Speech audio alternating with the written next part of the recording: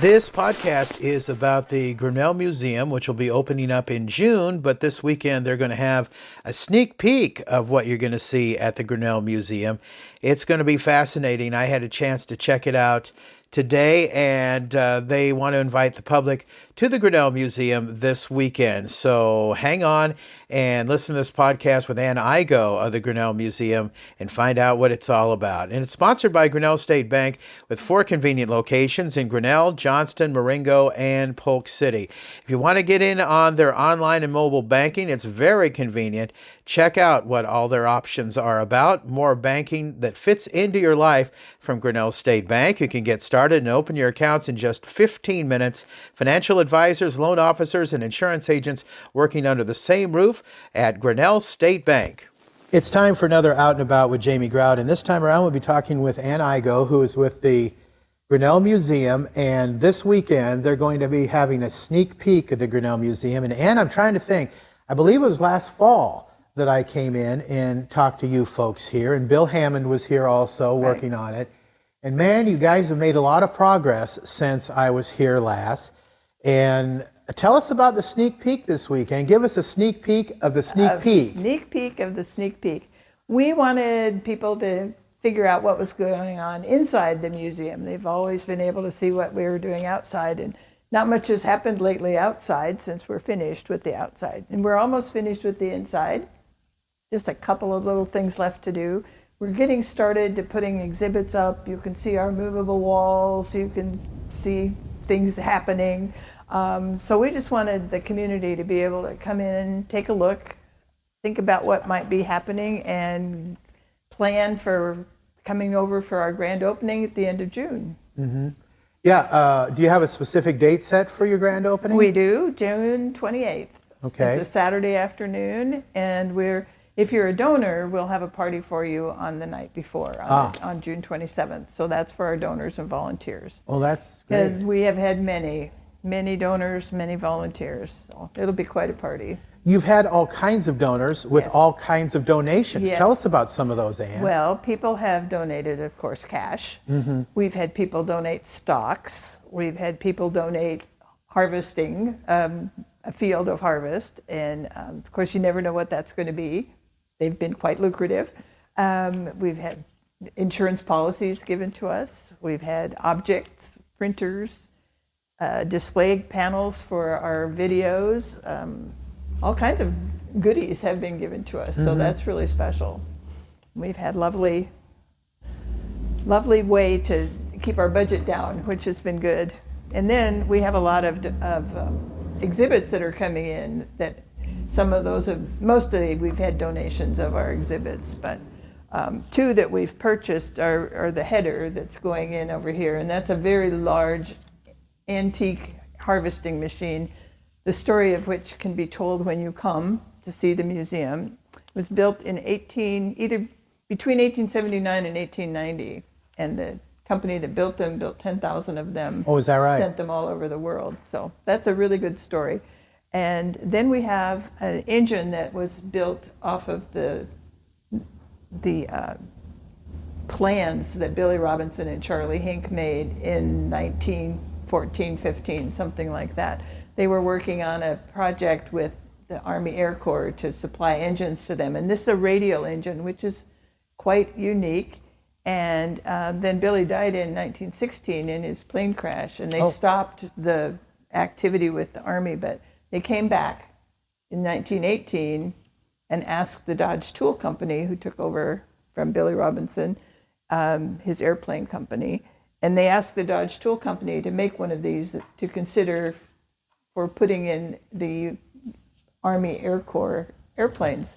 And then World War I stopped, so did the contract. Otherwise, we might be building engines here today. It looks like a wooden propeller, too. It's a wooden propeller. It's a laminated wood propeller made in their shop. And they designed and built all of the parts of this engine. And we have one of the molds that was used to form the metal. So it's pretty impressive. It's pretty neat. it's cool to look at too. Yeah, it really is. Yeah. Now looking over to my left, I see some more airplanes and Yeah. stained glass. Maybe you can kind of tell us a little bit about that, Ann. Sure. We're getting ready to have a gift shop. Oh, okay. We've never had a gift shop before because we're coming out of a Victorian house that was very small. So we don't have much yet, but we have places to put things that we want to sell, so that's good. But if you look a little farther to the right, you'll see a stained glass window that is from one of the original Baptist churches here in town from the 1880s. Okay. So that's a very special part of our exhibit that's just come in. Yeah, we just hope people come and take a real good look at everything. Well, and behind you, I see, I want to call it a stagecoach, but it's not a stagecoach. It's a surrey. Yeah, okay. Yeah, it's Surrey with a fringe on top. It reminds me of the play Oklahoma, tiny little surrey with a fringe on top. That's exactly what it is. Uh-huh. That was made by the Spalding Manufacturing Oh, Company. sure, which was here in Grinnell. In Grinnell, and about 1900. We don't know the date for sure, but we have a great story of the family that had that story. They took their family, they had at least 4 children at one point, and they took on 2 others, and they packed the family in this surrey and went to Missouri, to go to Missouri in the surrey. But, okay. And then when they came back, they went to the state fair. But that's a 2-seat surrey. So okay. When you have 4 children, maybe 6 in there, you've got a heavy load. But that was fun. And then when people come to the sneak peek, they're going to be able to see the parts of the museum that won't be public. Oh. So they'll be able to see the office, the area where we're going to do collection care. They'll be able to see the storage areas and the shop and all that good stuff. And the storage area has possible future exhibits also, right, Ann? Well, yes, that's where we're storing everything that will come out and be part of the exhibit. We're trying to be flexible and move our exhibits around quite a bit. Sure. So at least quarterly, there'll be at least one new exhibit, so maybe more. That's, again, something we couldn't do in the Victorian house. Well, and speaking of the Victorian house, people might be wondering why, and we touched on this the last podcast we did about the museum. You moved into a new location. Right, because the Victorian house is not accessible to anyone who can't climb at least 6 stairs, and lots of people have trouble with that. It also has only one restroom in the basement, and those stairs are really scary. So it's just not fitted out to be a museum. It's fitted out to be a Victorian house. And it got full of stuff. People have been donating to us since 1952. And we have many, many things in many, many boxes. And the house has got closets, which is unusual for a Victorian house, but they're full. And so we just needed space. And we also weren't able to tell the stories that we wanted to tell about the items that we have.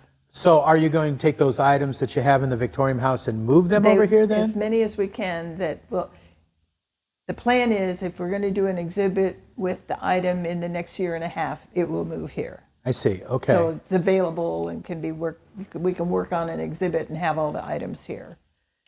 Okay. And hopefully that's everything, but we haven't sorted it all out yet. And Ann, as I recall from our last podcast, you hope to make this an educational experience too. Very much so. Tell us about Very that. much so. Expound on that a little bit. Well, one of the things, even if you look at this header that's here, it was a forerunner of the McCormick Reaper.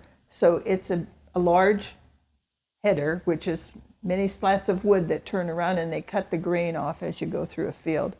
And you used to do that by hand. And I don't think a lot of people even understand how grain is harvested today. Probably more here in Iowa where we do that. At least you've heard the word combine and you understand that it has something to do with the harvest. But I think we can really help people understand how food is grown, how it's collected and processed and provided to the community. That's just one idea. We also want to do summer camps for kids, history camp. Have a bunch of ideas about that. We've had 2 or 3 people who are textile workers who want to do spinning classes and show us how wool was made into yarn and it makes into whatever you want it to be. Very early in Grinnell, people raised sheep, a lot of sheep, and J.B. Grinnell was one of them. And so the sheep were really a big part of the economy early on in the 1850s and 60s. I don't think very many people know that. And figuring out how, it's just like, where does milk come from? Well, it comes from the bottle in the grocery store? No. It came from cows. Came from a cow. And the old joke is the chocolate milk came from brown cows. From brown cows, exactly right. So there's a lot we can learn, and there are so many Grinnell stories that people just don't know about. And maybe you could talk about that a little bit too, because I think we touched on that in the last podcast. Grinnell has a rich history that a lot of people don't know about, and I know that you're hoping, you and your crew here are hoping to educate people so much on some of that stuff. Yeah, we really are. One of the things that we want to do early, I mean, as one of our next round of exhibits, we did a little survey of the patents that are in the patent community, and we found at least 200 people from Grinnell over time who have patents. Oh, is that right? And okay. They're pretty impressive patents. A lot of them are for washing machines, a lot for the Miracle Company for playground equipment. They were instrumental in beginning that whole industry of playground equipment. That happened right here in Grinnell. So there's a lot of very, very interesting patents that happened, and there's a patent war story with Maytag. Oh, is that right? And the Grinnell Washing Machine Company. They were very early competitors, and the Grinnell Washing Machine Company won that patent battle. Really? Oh, yeah. So, see, there's all kinds of stories out there. Well, I don't know. Maybe I'm saying too few washing machine companies, but having worked with the museum over in Jasper County, I think there were maybe 7, maybe more washing machine. Oh, yes, Kellogg had a big washing machine companies company. over in Newton at one time. Yeah. And Fred Maytag had his fingers in so many different companies. He did. In farm implements, in cars. Yep. And he was quite the entrepreneur. He worked at all these different kinds of equipment until he finally found the right one. The right one, yeah. And as you say, there was one in Kellogg and here in Grinnell, too. And there were a lot of people in that time frame. Industrialization was becoming really popular and really easy. And so people could do that. And here in Grinnell, the Craver Austin Steel Company began, and they're the ones that made the header. And then when they left town, they had a large foundry. They made Arbor Lake so they could have water for their manufacturing equipment. We still have Arbor Lake. It's a big park. So a lot of things that happened early on, we're still taking advantage of here. That is fantastic. And Spalding took over from that and made buggies and cars. And now it's an apartment building. Well, there you go. There you go. So much to be proud of here in Grinnell.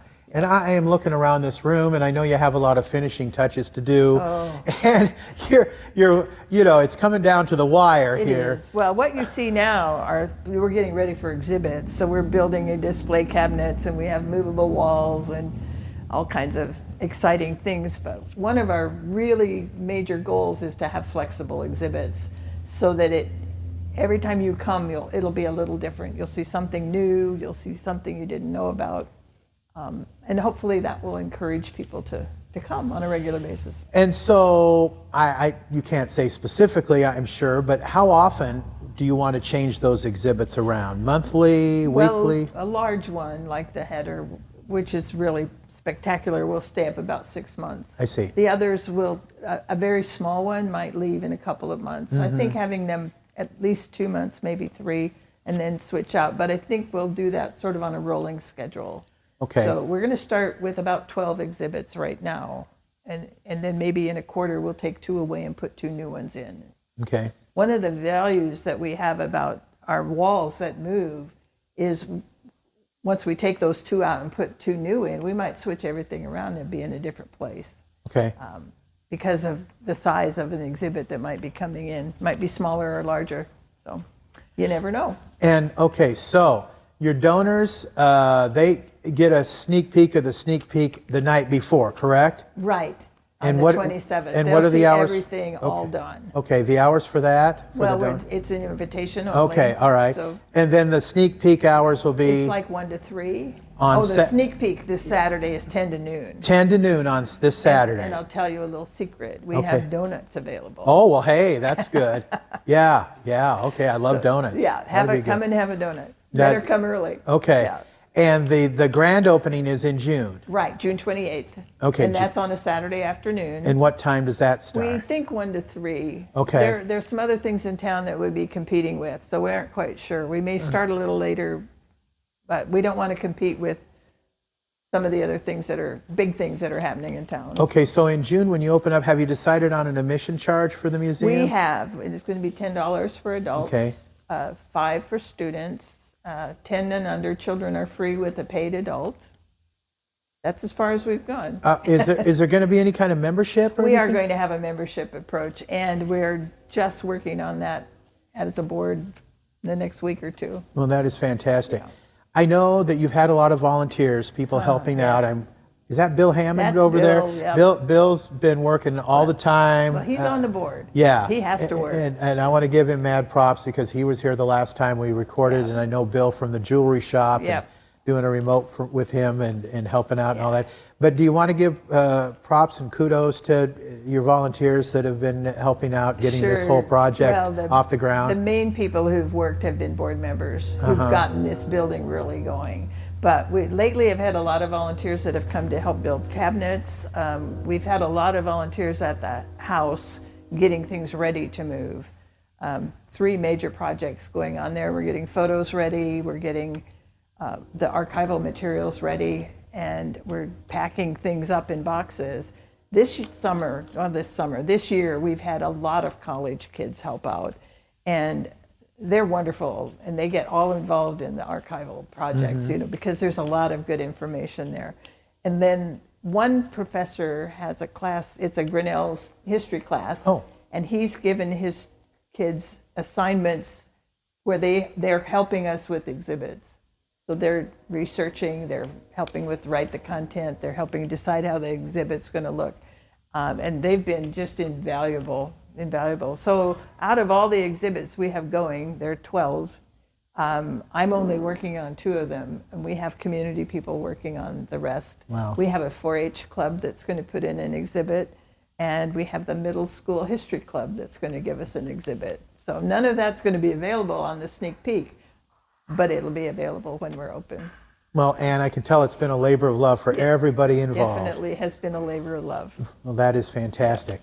And again, as we wrap up, the sneak peek coming up this Saturday. Saturday. What are the hours? 10 to noon. 10 to noon. And be on time, and you'll have a donut. Okay, sounds good. Yes. All right, check it out, the Grinnell Museum. It's going to be fantastic. And it's the corner of First Avenue and Highway 146 in Grinnell. All right, come on by and check out some history. Exactly. Our interview guest has been Ann Igoe with the Grinnell Museum on Out and About with Jamie Grout. Until next time, Grout is out. See ya.